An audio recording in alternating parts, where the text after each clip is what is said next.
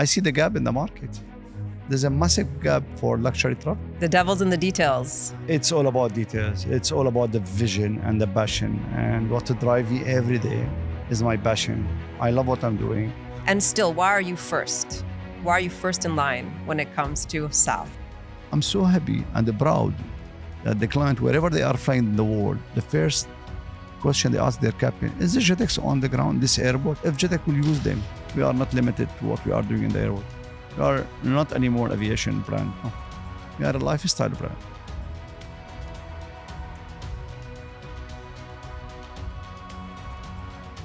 Hello and welcome to Next Gen, your exclusive look into the future through UAE's industry leaders. Today's guest is Adel Mardini, the founder and CEO of Jetex.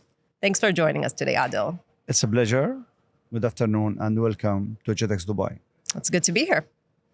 I want to start with something very simple.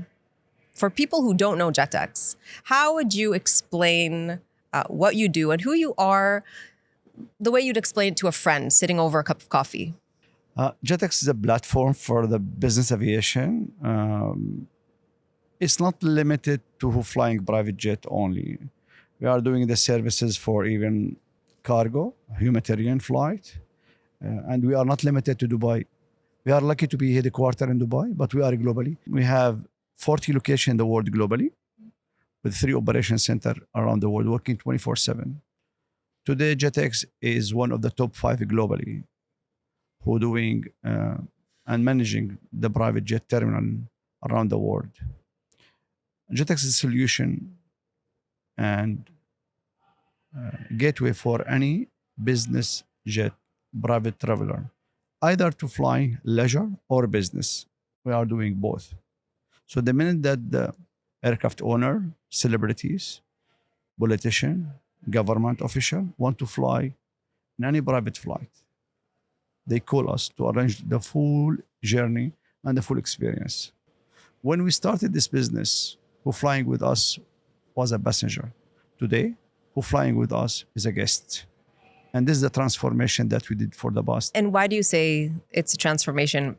Initially passenger, now guest. What changed for Jetex? I mean, I'm sure a lot of things change, but the upgrade that we did in our service level and our philosophy and strategy to look to this industry as the hospitality industry is not an aviation industry.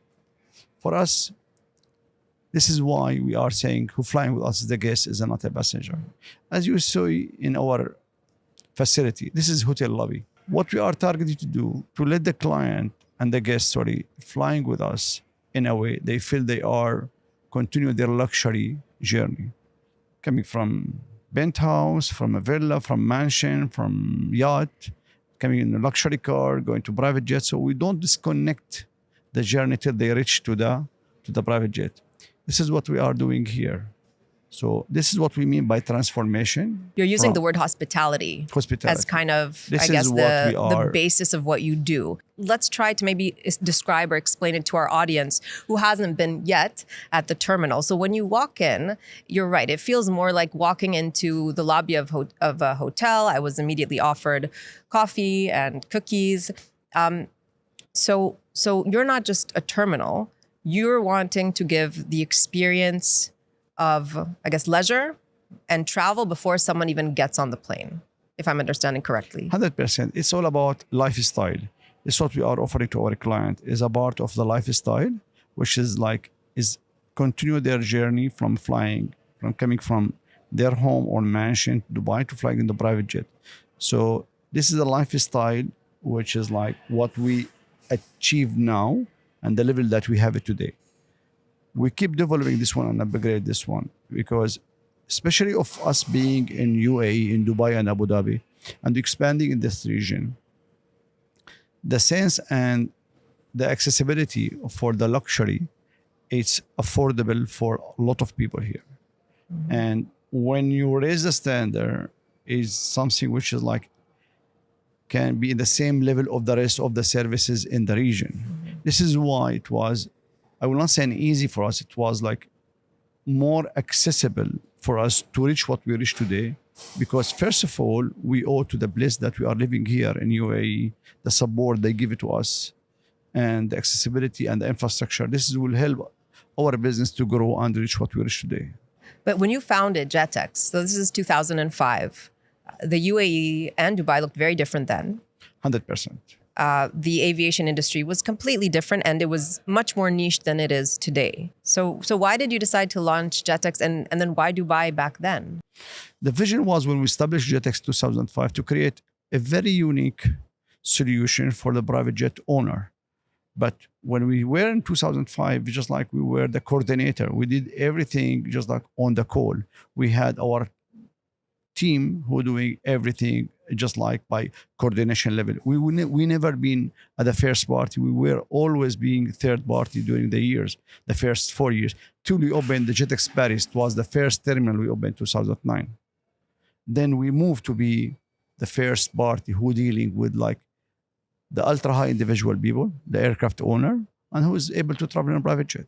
You didn't travel on a private jet before starting the company. No.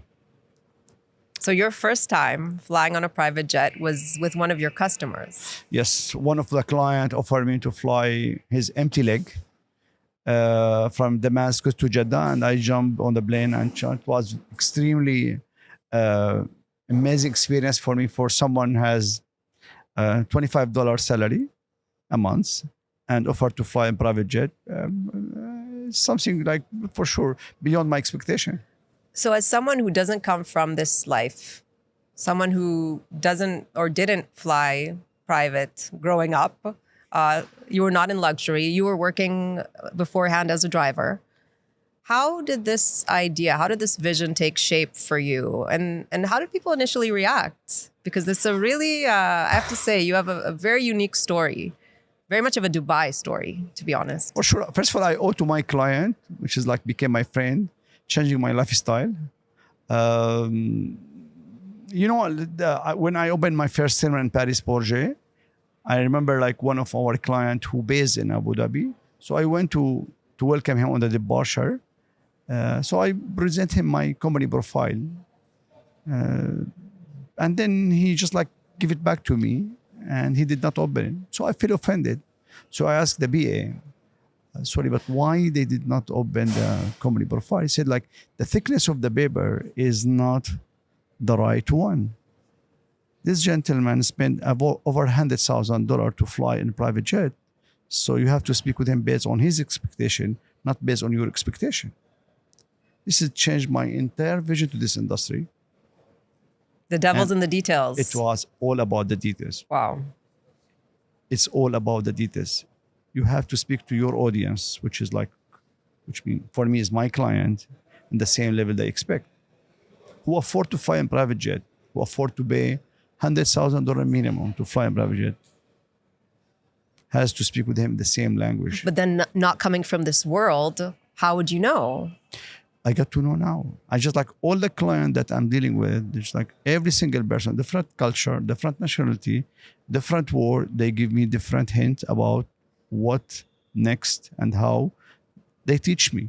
It's all about details. It's all about the vision and the passion, and what to drive me every day is my passion. I love what I'm doing, and I'm very optimistic about one thing. It's like what I create till now, I can see it's just like every year is like decreasing my expectation of what's next. Because what I achieved today is, if you ask me last year, it was maybe 40, 50%. But today I can tell you it's 10% only. I see the gap in the market. There's a massive gap for luxury travel. So you had some entrance, an entrance into this world. Yeah, but like I was like driving them from the plane to the terminal, vice versa from the terminal to the plane. But there was nowhere to sit. My vision was 2005 to create a lounge. But just like I have to build the infrastructure and create a lounge. And then this lounge became now 40 terminal in the world and one of the top 5 globally. But initially I found it because all the clients asked me, okay, where to sit? You have 5-10 minutes to sit. Okay, where to sit? So I said, why there's no single lounge? And that's a valuable 5 minutes. It's because that's your valuable. Downtime before you're flying. Today, our KPIs, 5 to 10 to 15 minutes on the arrival and 15 to 20 minutes on the departure. This is the KPIs. Same KPIs when you check in, check out in any hotel.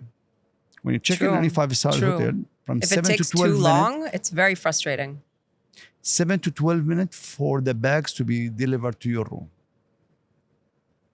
But here, we have customs, we have immigration, we have luggage, we have the minute the door of the plane open, till we have the luggage on your car, we have 10 to 15 minutes as a KPIs.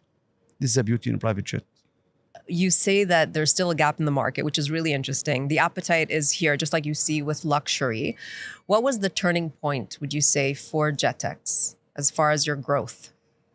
We start doing the full concierge service for the client that we have is our responsibility, or our service not limited to the terminal. We are doing all the services beyond the terminal, including the yacht, including the butler, villa, mansion, is not limited.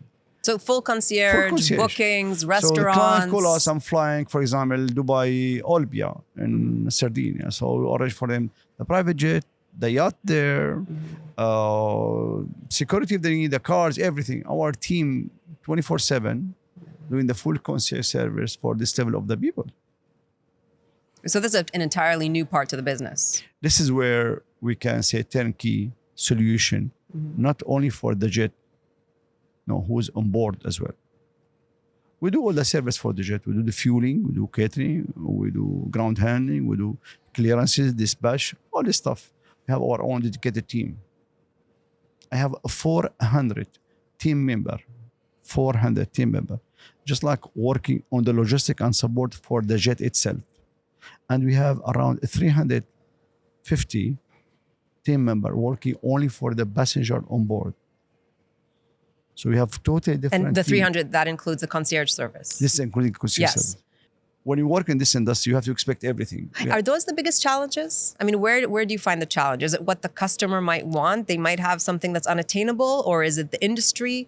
What would you say have been your pain points up until today? When you ask me to book for your flight, I can do it because this is what we are doing every day. But when you receive like a request such like this request, it's the first time and you don't know how to reach to the right people. This is the challenge always. Look, when you are in this industry, just like you have to be ready for any last minute question. Because everything based on one thing, wish list. The guests who are flying with us, they have everything. Just like they want to enjoy their time, they want the nice experience. And this is what we offering to them. So, I guess you're the grantor of wishes. For me, this is my job. That's your job. And I enjoy it. I love what I'm doing this part. You get to meet a lot of very interesting people, that's for sure. And as you said, time is money.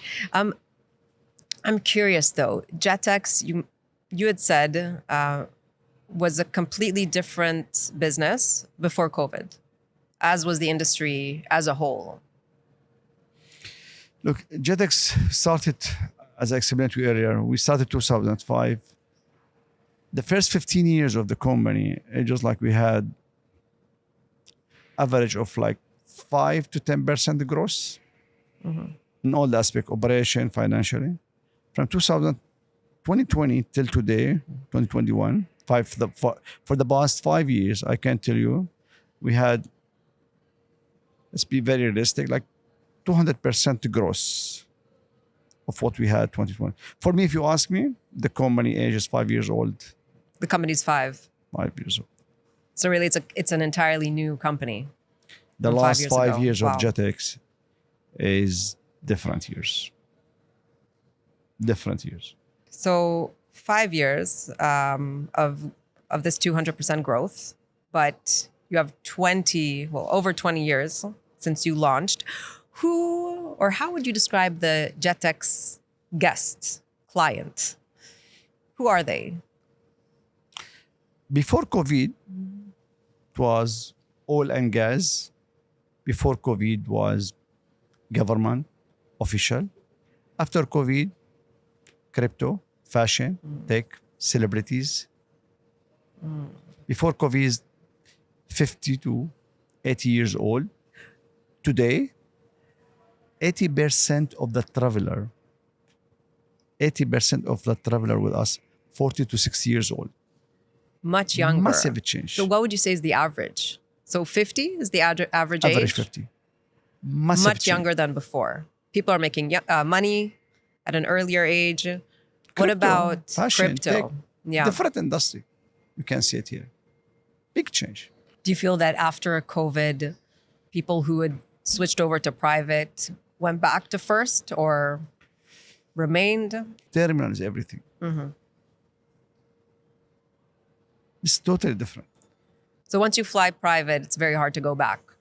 Big difference. Big difference. Again, it's not about the seat. It's about the facility before you boarding the plane. This is like our philosophy. This is what we are trying to build with the client. That's loyalty. I'm so happy and proud that the client, wherever they are flying in the world, the first question they ask their captain, is the Jetex on the ground, this airport? If Jetex will use them. Are you expanding? Are there any new terminals opening this year? For sure. Yeah. Our target is for sure like Saudi Arabia. Our target Turkey market. Balkan area, I see like lack of infrastructure for the FEO business. Look, the opportunity come to us when any airport expanding. Dubai building this second airport now, which will be one of the biggest airport. In a couple of years, we see for sure Saudi building a new airport, see Qatar building a new airport, Bahrain building a new airport, Kuwait building a new airport as well. So the region is expanding infrastructure. This is where we can fit. The government realized how important the private jet after COVID. This is why now in any expansion plan, in any airport, they allocate space for private jet. And this is our role. We're coming at a solution based on our know-how, based on our experience and networking. Jetex not only facilitating the passenger to go to the plane, no. We are a brand. For me, there is a business class, first class, and Jetex. And so what guides you? How do you decide where to open next? You're obviously listening to your clients, but there needs to be a business case. For sure, first of all, the opportunity. Again, some airport is just like, I'll give you an example, Luton Airport in London. There's only 2 FBO on the ground. We are fighting since long time to be there. But sorry, there's no slot. There's just no space. No space. This is Luton Airport. While this is why we opened in Biggin Hill, because we found the space, immediately we grabbed the opportunity. So based on the tender, based on the space, based on opportunity, but we are extremely hungry. I still targeting and I'll keep targeting to reach of 75 locations globally within the coming 3 years. And I'm extremely confident that I will achieve it. You have some interesting partnerships also. I saw that you've teamed up with Archer Aviation to launch EVs. So these would be electric taxis, manless taxis flying around. How does that work? And how does that integrate into the Jetex experience? Our position in the market is managing the infrastructure for private aviation. So expanding this one to eVTOL business is part of scope of work that's we are targeting, part of our sustainability philosophy and strategy in the company.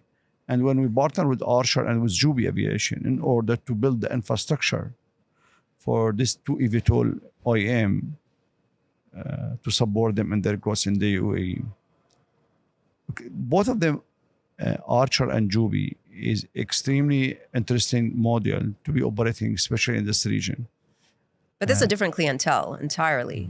Totally different clientele. Yeah. But based on the new generation, based on the new direction, having Al Maktoum Airport as a major airport in Dubai, and the people now questioning us about how they can be reached to their home, business, shorter and faster. And for sure, look, if you ask anyone a couple of years ago, are you able to drive electrical cars? Said, no way. The same story now for eVTOL. My expectation within coming 3 to 5, 7 years, it would be Normal. Very normal. And again, you are in UAE. Do you personally feel confident about it? Will you be For flying sure. these? Yes. I'm a little scared myself. Look, in the end, I was scared before I driving electrical car, but now I have Tesla. Mm-hmm. So it's normal. This is the life. Yeah. Moving. So I believe 3 to 5 years from now, it will be extremely normal, and you see the client will ask for it. How these things will be certified, people will like it, will dislike it. The needs for eVTOL is extremely important now, especially you see the crowd, people building their house on the island, building their house on the desert. People, they have to move fast. And this level of the people, again, we're back to square one. Yeah. Time. 10 times the time. There's traffic, you need flying taxis. Flying taxi. And you are in Dubai. We are in Dubai. Everything is possible. Yeah. Just like follow the rules and make sure that you are living in the best place in the world. This is how the leadership target to be. You're also a very big advocate for sustainable aviation fuel. And it's more expensive, right? It's still quite niche. Perhaps I would expect it to be something that's pushed more by governments. So why has this become kind of a priority for you? And what's the business case behind it? Look, sustainability aviation fuel is a part of our CSR. We are receiving requests from the client, especially the corporate. You're receiving requests from the clients to have SAF fuel when they do some mission. The problem now is not about who want to use it or not. It's about availability and the price. The average fuel price for normal Jet Alpha 1 is like $2.5 to $3 per US gallon. The SAF fuel is around $15 per gallon. It's 5 times. Right. So as a business, how would that even make sense? Look, if you charter a flight, you cannot fuel the plane by SAF fuel. When we had COP28 here in Dubai, most of the plane fueled by SAF fuel. First of all, is part of CSR, sustainability. We have Dubai Air Show coming next month, 4 weeks from now. Right. You're the ground operator. We are the ground operator. We are the people who You're providing secure SAF fuel. Yes. And the whole quantity that we brought sold out. Everything's sold out. The quantity that we secure for the SAF fuel for Dubai Air Show next month, sold out. So at the moment, you're saying the bottleneck is at the production stage. This is the challenge, not for us, for everyone in the world who wants SAF fuel. It's very difficult to find SAF fuel.